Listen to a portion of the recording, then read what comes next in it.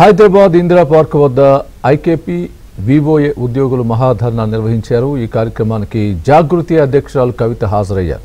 ఎన్నికల సమయంలో కాంగ్రెస్ ఇచ్చిన హామీలను వెంటనే నెరవేర్చాలని కోరారు।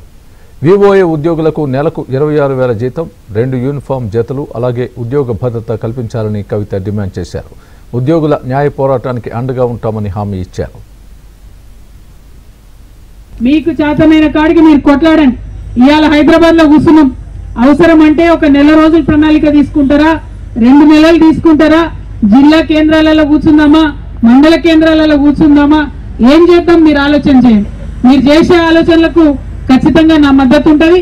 ఒకవేళ ఏ చిన్న ఇబ్బంది మీకు వచ్చినా, ఏ చిన్న విషయంలో ప్రభుత్వం మిమ్మల్ని ఇబ్బంది పెట్టినా నేను హెచ్చరిక చేస్తా ఉన్నాను ప్రభుత్వానికి।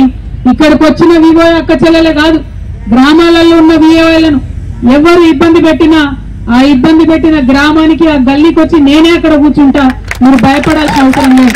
ఎందుకంటే బరాబర్ ఈ గవర్నమెంట్ మీకు మాట ఇచ్చింది, మీకు వాగ్దానం చేసింది, ఎన్నికలలో 26,000 ఇస్తామని వాగ్దానం చేసింది। ఆ చేసిన వాగ్దానాన్ని నిలబెట్టుకోమని మాత్రమే మనం డిమాండ్ చేస్తా ఉన్నాం।